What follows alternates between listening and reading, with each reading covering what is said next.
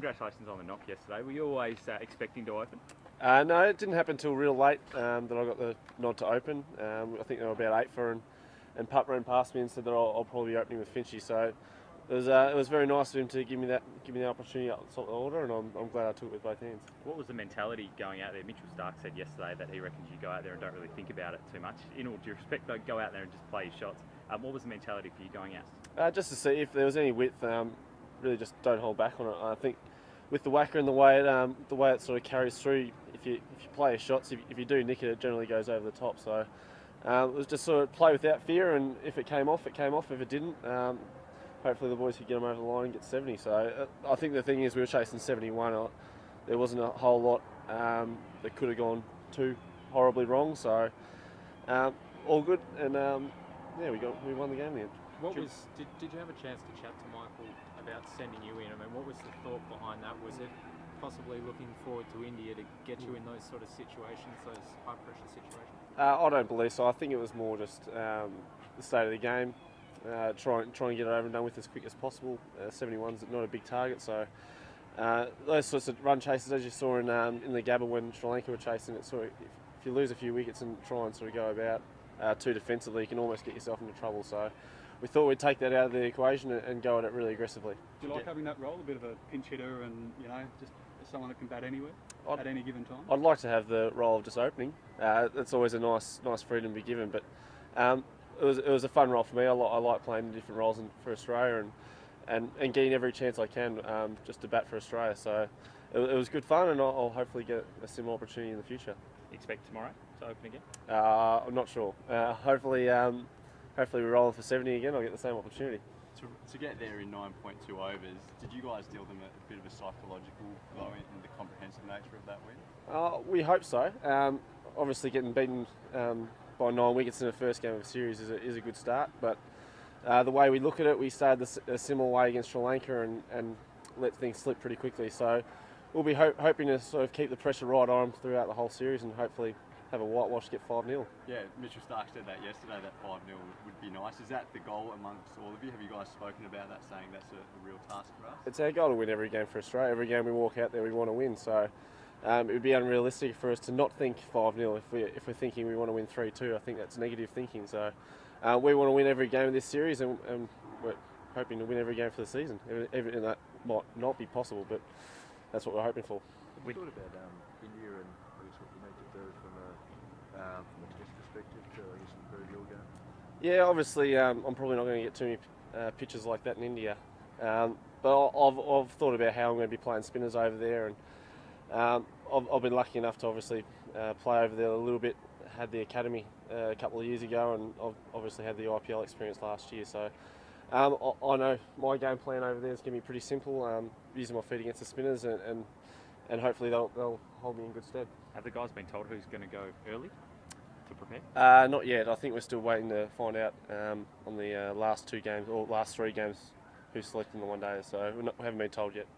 The West Indies, with their mindset, do you feel like they're a team that can just shrug that loss off and come back and bounce back? Yeah, definitely. They're a very positive thinking side. I think any day they can just turn it on. I think we were talking about straight after the game that any day Gale could turn it on and score 200 in a one day, and all of a sudden we're chasing 370 or 380. So they can flick it on and off like a switch. So they're a very dangerous side, and we know that. We're not going to take anything for granted against them, and hopefully we can keep that pressure on them for tomorrow's game.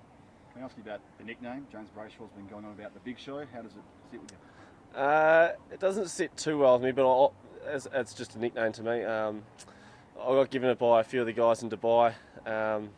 Someone likened me to KP, who calls himself the Big Show, I think. So it sits okay. I mean, it doesn't really bother me, to tell you the truth. It's just like Maxi, really. With the explosive batting yesterday, what do you think's your greatest strength? Your batting or your bowling? I think my greatest strength's my batting. I think my bowling's definitely catching up. I've done a lot of work on it. Yesterday, I suppose I had a role to play. It wasn't really batting. It was sort of more just trying to hit as many boundaries as possible and try and get the game over and done with. So I just tried to do the role that I was told to do and do as well as I could. What do you feel you need to do to claim that all-rounder spot, both at Test and one-day level, I suppose? I suppose I've just got to be consistent. I think the thing being a young all-rounder, you're going to probably have inconsistencies in performance, but I feel like I'm getting slowly better with more consistent performance, and hopefully Australia knows what they're going to get when they pick me. So I suppose that's the biggest thing for them, knowing that when I bowl, I'm going to go for less than 4 runs and over or 5 runs and over, and hopefully get them a few wickets every now and then. And with the bat, just be a consistent, solid contributor. So can you talk us through your bowling, the work you've done on it, and who you've worked with, and maybe some of the technical aspects that you've really addressed recently? It sort of goes a long way back to the academy. I started working with John Davidson up there, and I had a lot of video footage brought to me about my action, how I had a lot of deficiencies, not being able to drift the ball away from the right-hander, and I was getting a lot of overspin but not a lot of side spin. So we did a lot of video analysis up at the academy. I think that was in 2009, and since then I've been working with Sean Flegler in Melbourne, Ray Bright, and even recently Shane Warne with the Stars. And even though Shane Warne wasn't really technical, it was more mental with him. So, but yeah, I've done a lot of video work, and I'm hoping that what I've got now is something I can really work on in the future. What was some of the advice that Warney passed on the mental side that you were saying? A lot of field settings and mental stuff against batters. It was more in-game sense stuff. So he was great to work with and just about working batters out. So I'm hopefully I can use that in India and sort of showcase my skills over there. Is it a different approach bowling in India compared to bowling here? I mean, the pitches are a lot different. Yeah, definitely. I think especially with the wickets and the way they spin, you can bowl a lot faster over there and really use your pace variations to your advantage. I think in Australia you've got to be a lot more accurate, a lot more consistent on a certain area, where India allows you a lot more margin for error just because of the way it spins. So I'm really looking forward to getting over there and getting the opportunity to bowl a lot of overs. You say your batting is your strength. I mean, what do you need to do with your batting to, I guess, be a test batsman, being able to bat all day? I suppose get the opportunity. I'd like to get the opportunity to bat all day. I haven't really played a lot of Shield cricket this year, and a few of the first class games I have played, I felt like I've been batting really well. So I feel like if I'm called upon, I can actually get the opportunity to bat all day. With the short game yesterday, if the guys have a preference tomorrow, you want another short game, or you happy to get another 50-over game out there and get some more match practice in? I think we'll just be happy to win. I don't think we care how long the game goes as long as we're on the winning side of the ledger. So it doesn't bother us at all. It definitely makes our bodies feel better when it's a short game. So however it pans out, it pans out.